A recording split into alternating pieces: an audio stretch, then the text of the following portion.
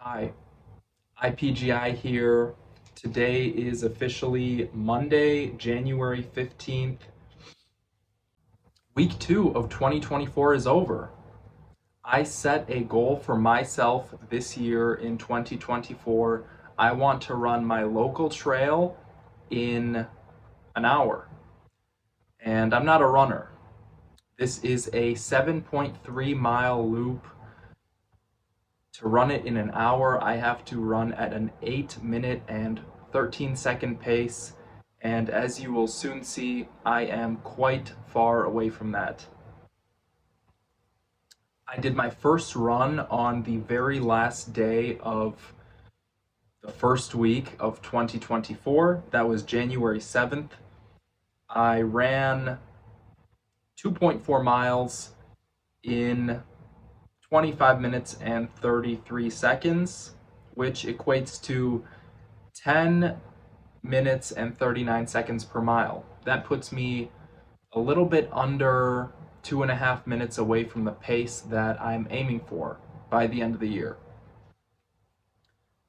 This week, I started out on Monday. The very next day, I was completely fasted and I decided I'd run the same route. I'll put a little diagram of my journal so you understand what I'm talking about. Monday, I didn't have any food. I ran completely fasted and I ran the same route, 2.4 miles. This time I was quite a bit sore because like I said, I'm not a runner. My calves are super exhausted after this one, and after the first one, I should say. And I ran this 2.4 miles in 25 minutes and 58 seconds. That is a pace of 10 minutes 49 seconds per mile. That puts me 10 seconds slower per mile than I ran on Sunday. I'm still going for the same three goals. I've got these three things in mind. I want to first nasal breathe, breathing in through my nose, out through my nose, or in through my nose, out through my mouth, never breathing in through my mouth. That's the goal.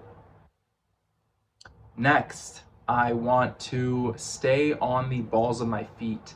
I don't want to be dropping onto my heels, and I definitely don't want to be stomping on my heels. I want to always remain bouncy, always bounce on the balls of my feet. This puts a lot of strain on my calves, but this is the way I want to run, and this is, from what I've seen, the optimal way to run, is on the balls of your feet. And the third goal, the third thing I'm trying to keep in mind is not stopping. Don't stop. Don't stop running. I mean, I could slow down a little bit. I could pace myself if I've got to maneuver around objects. Obviously, I'm going to slow down, but I don't want to walk and I don't want to stop. So on Monday, I actually did stop to check my shoes once. My shoes were all right. I probably lost 5 seconds there, but that's totally fine. And overall, it was a bit slower than the very first day, but I thought that I did all right on that first run. My second run of the week was on Wednesday. I took Tuesday off because I was so sore. I could barely walk. It felt like I was walking on stilts, honestly. My calves were just shot.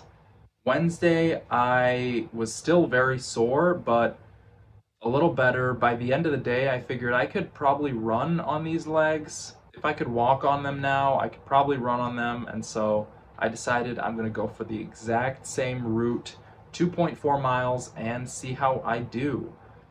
So it actually snowed quite a bit before.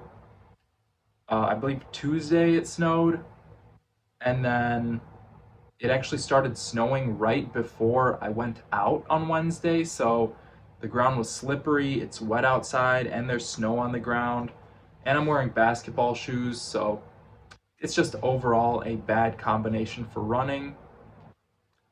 I was slipping around quite a bit. but I still did all right. Maybe I'm kind of learning the route. Maybe I'm just getting a little better at running. But I finished on Wednesday these 2.4 miles in 25 minutes and 31 seconds. So a whole 1.5 seconds faster than I did on Sunday, my very first run. And I set a pace of 10 minutes and 38 seconds, which is a whole second faster per mile than I ran my very first run, which is a big positive. That means I'm already showing a little bit of improvement. I was sore, so I'm thinking if I wasn't sore on my calves, maybe I could have gotten an even better time, but that's not an excuse. I won't make any excuses. The very next run I did was the next day, Thursday. Something came over me on Thursday, and I decided I gotta pick it up. I gotta pick it up, and I've got to do a little better, right? I want to up the mileage. So I plotted out a new route, 4.3 miles. Maybe this was overkill, maybe not. I don't think it was too bad. It's only 1.9 miles more. And actually, it went quite well. There was even more snow on the ground, there was a lot of ice, and this was a new trail for me, a new route. So I was kind of learning the ins and outs. I was just, following the street signs and figuring out my way as I ran it. There were quite a lot of places where the snow wasn't shoveled and I had to run through the snow. That probably slowed me down a bit. Again, basketball shoes, snow and ice don't mix very well, so that's a lesson I'm learning the hard way. I do have a pair of running shoes that I could use. They're not really running shoes, but they kind of look like running shoes, so maybe I'll switch to those this upcoming week. We'll see. There's quite a bit of snow on the ground, and Thursday basically I wanted to get this run in because Friday we had a big winter storm coming in. We got 12 or more inches of snow, and so I really wanted to go out before all the snow hits because I knew I'm not going to be going running through this, foot of snow. And that's one of the reasons why I ran on Thursday. Even though I was quite sore, I thought it'd be a good idea, and turned out it was really positive. It was very productive.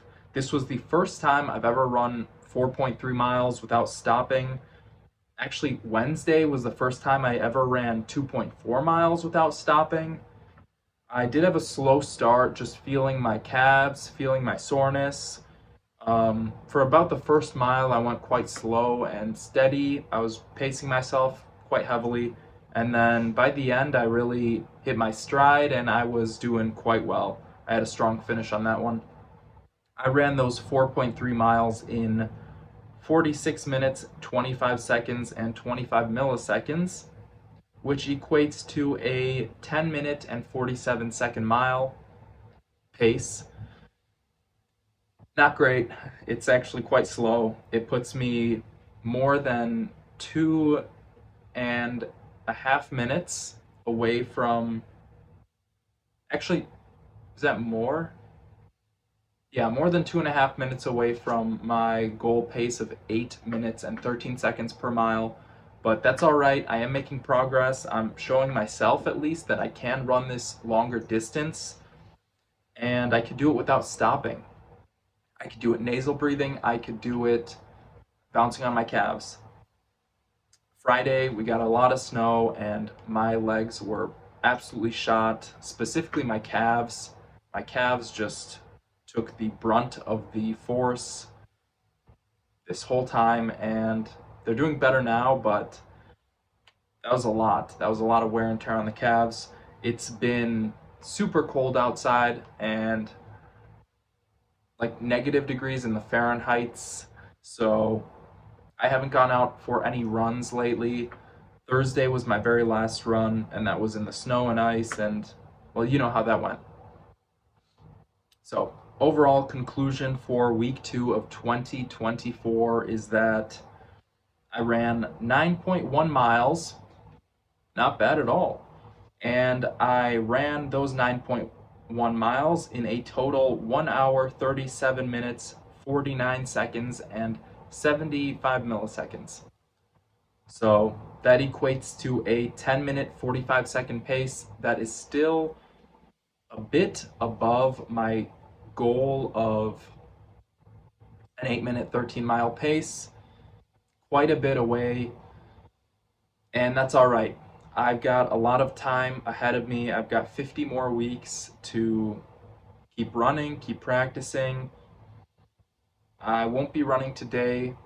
I might run tomorrow. I'll have to see. The weather's been pretty awful lately, so I'm just making excuses, honestly.